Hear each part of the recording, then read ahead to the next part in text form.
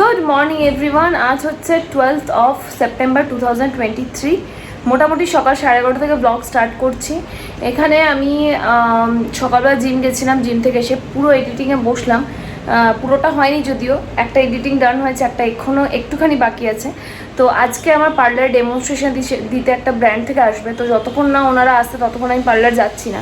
তো দেখলাম স্নান টান করে অ্যাটলিস্ট রেডিটা হয়নি একটা কাজ হয়ে যাওয়ার পরে, যাতে করে যখনই ওনারা আসবেন বা ওনাদের আসার হাফ অ্যান আওয়ার আগে আমি ফোন করতে বলেছি, তখন কিন্তু আমি চলে যেতে পারবো।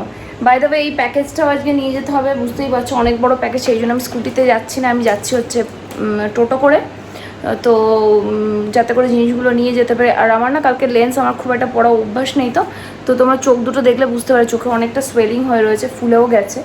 তো যেহেতু হ্যাবিট নেই সেহেতু এই সমস্যাটা হয়েছে, অ্যান্ড ইটস কোয়াইট নর্মাল। পড়তে পড়তে তখন আর এই অসুবিধাটা হবে না, বাট চোখে আজকে আমি খুব ভুগছি। সকালবেলা যেমন চোখের মধ্যে এমন করে সব লেগে গেছিলো যে চোখ আমি খুলতে পারছিলাম না, এরকম হচ্ছিলো আর কি। তো যাই হোক, তো চলো বাকি এডিটটা করে নিই, দেন একবারে বেরোনোর সময় তোমাদের সঙ্গে কথা বলছি, কারণ হাতে টাইম খুব কম রয়েছে। আর ব্যাক টু ব্যাক আজকেও কাজ শিডিউল করেছি, তো সেই কাজগুলো সব ডান করতে হবে। লিটারেলি দেখো, আমাকে টোটোতে সমস্তটা প্যাক করতে হলো, কারণ স্কুটিতে যেতে পারবো না। আমার এটা রবিনকে দেওয়ার জিনিসপত্র, আর এগুলো এখানে, এটা এখানে। এবার আমি যাবো। কোথা থেকে নিয়ে আমার কেনা হয়েছে গো, কিনেছি বাসুলি কেনার জন্য। তো যাই হোক, এখন আপাতত এইভাবেই চললাম। হ্যাঁ, এদিক দিয়ে যাবেন তো, রেলগেট পড়ে আছে যে, বেশ ঠিক আছে তাই। খুব খারাপ ওদিকে, হ্যাঁ হ্যাঁ ঠিকই। আর এদিকে ডেমনস্ট্রেশনে যে লোকজন তারা চলে এসেছে, তো একটু ওয়েট করতে বললাম, কারণ আমি আসার আগে ফোন করতে বসে, যাই হোক ওনারা ফোন করে উঠতে পারেননি। আর যে এডিটটা আমার বাকি ছিল ওটা মোটামুটি আমার 70% হয়ে গেছে, আর 30% মতো রয়েছে, সেটা বাকিটা এসে করে নেবো। আর সমস্যা হবে না, একটা ভিডিও অলরেডি আপলোড করতে বসিয়ে দিয়েছি। এখনও অবধি সব কিছু ট্র্যাকে চলছে এবং সব কিছু ঠিকঠাকই চলছে। ঠিক আছে ঠিক আছে। সামনে পুজো, তো বেসিক্যালি যেটা হয়, বিভিন্ন ব্র্যান্ডস থেকে আমাদেরকে এসে অ্যাপ্রোচ করে and they demonstrate their products, যাতে করে আমি দেখতে পারি যে প্রোডাক্টটা কেমন না কেমন, তারপর ফার্দার ডিসাইড করতে পারি যে প্রোডাক্টটা নেবো কি নেবো না। তো যাই হোক, আজকে তোমাদের বললাম প্রোডাক্ট ডেমনস্ট্রেশন আছে, ওটাই পার্লার ছিল। অ্যাট দ্য সেম টাইম আমার কিন্তু আজকে পার্লারে প্রচুর অন্যান্য কাজেরও চাপ ছিল, সো আমার স্টাফেদের বলে দিচ্ছিলাম সমস্ত কিছু দেখে নিতে। আর এদিকে আমার পার্লারের কাজ টাজ করে নিয়ে তারপর খুব ইম্পর্ট্যান্ট একটা কাজ কিন্তু করা এখনো বাকি ছিল, যেটা ছিল আজকে যে হাইড্রা জেল ফেশিয়ালটা এসছে ওটার ইনস্টলেশন। শুধু এটা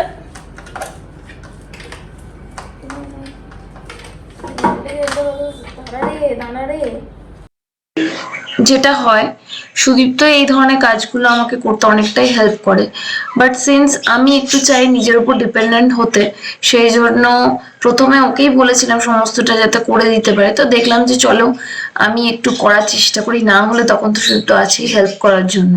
so it is not that tough, just একটু দেখে দেখে যদি স্ক্রুগুলো সমস্ত কিছু দেওয়াই থাকে, সো ইনস্টল করাটা কিন্তু খুব একটা কঠিন না। সুদীপ তো পার্লারে এসে একটু সারপ্রাইজড হলো যে আমি এটা করলাম কি করে, কারণ জেনারেলি এগুলো আগে আমি কোনোদিনই করিনি, পুরোটাই ওর উপর ডিপেন্ডেন্ট হয়ে থাকতাম।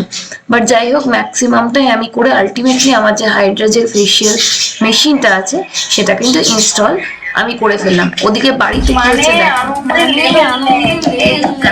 এই দেখো, মানে তোরা বুঝতে পারছো, বাড়ি ফিরে ফিরে ক্যামেরাটা অন করতে বাধ্য হলাম ওর এই আনন্দটা দেখে। জাস্ট দেখে যাও, খেয়ে যাচ্ছে আর আনন্দ করে যাচ্ছে, খুব ভালো লেগেছে। ওই মাঝে মধ্যে একটা করে ট্রিট ওকে দেওয়া হয় ভ্যানিলা আইসক্রিমের, কারণ ওর জন্য সব কিছু রেকমেন্ডেড নয়, তো কন্টিনিউয়াস আনন্দ করে করে খেয়ে যাচ্ছে, মানে সিরিয়াসলি এই দৃশ্য দেখার মতো। প্রত্যেক সপ্তাহে দেওয়া হয়তো, দেওয়া হওয়ার কথা ছিল না, সপ্তাহে না, মাসে একটা দেওয়ার কথা ছিল। ওরে বাবা, ওরে বাবা, ওরে বাবা, কি আনন্দ কি আনন্দ কি আনন্দ। সো বাড়ি চলে এসেছি। আমার তো ইয়ের থেকে ফেরার পথে রবিনের কাছে যাওয়ার কথা ছিল, বাট রবিনের দোকানটা একটু ভিড় আছে, তাছাড়া অনেকটা দেরি হয়েছে। আজকে পার্লারের ক্লায়েন্ট অ্যাপয়েন্টমেন্ট প্লাস ডেমনস্ট্রেশন ছিল, তো সব কিছু নিয়ে এখন প্রায় 4টে বাজছে। এবার লাঞ্চ টাইম পেরিয়ে গেলে আমি আর খাবারই খেতে পারতাম না। আর আমার আরেকটু এডিটিংও বাকি আছে, তো ওটা করে নেবো। তো ভাবছি, ও তো বলেছে কালকে সকালে আসতে, কিন্তু আমি ভাবছি রাত্রি 9টার দিকে একবার যাব।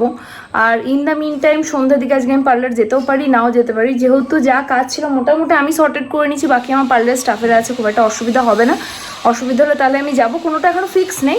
খাবার খেয়ে রাতের একটু ডিনার প্রিপারেশনটা করে এগিয়ে রেখে দেবো, যাতে করে আমি একটু নিশ্চিন্তে নিজের লেখালেখির কাজগুলো বা বাদবাকি সব কিছু করতে পারি। এছাড়াও সামনে ঘুরতে যাওয়া আছে, আমার কিছু জামা কাপড় সর্টেড করতে হবে, সেগুলো আমাকে দেখতে হবে। সো আজকের lunch as usual card rice, তার সঙ্গে হচ্ছে বাঁধাকপির তরকারি উইথ মাছের মাথা, তার সাথে রয়েছে এখানে কাতলা মাছের ঝোল।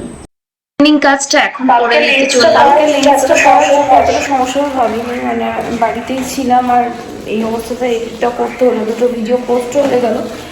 আর যেহেতু তখন আমি রবিনকে পাইনি, সেহেতু আমি এখন যাচ্ছি, গিয়ে কাজটা করে দিয়েই আসি। কাজ ফেলে রাখার কোনো মানে হয় না, কারণ আর খুব একটা বেশি দিন পুজো নেই। আর বাকি যে কাজটুকু আছে দিয়ে দিলে ও টাইমে আমাকে সব দিয়ে দিতে হবে, আমার ফিটিং বগেরা নিয়ে আর ইস্যু হবে না আর কি।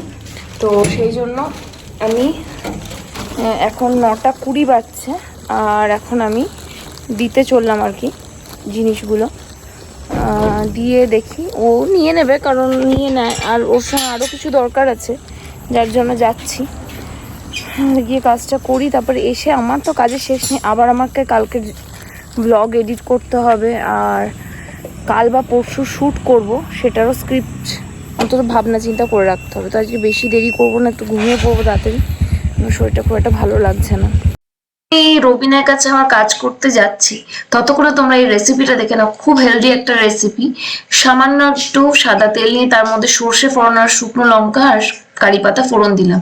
তার মধ্যে দিয়ে দিলাম হচ্ছে গিয়ে একটু আদা কুচি আর রসুন কুচি, ভালো করে ভাজা। এগুলোর মধ্যে দিয়ে দিলাম অনেকটা পেঁয়াজ কুচি, সঙ্গে নিজের পছন্দ মতো ভেজিটেবলসও আমি এখানে অ্যাড করেছি।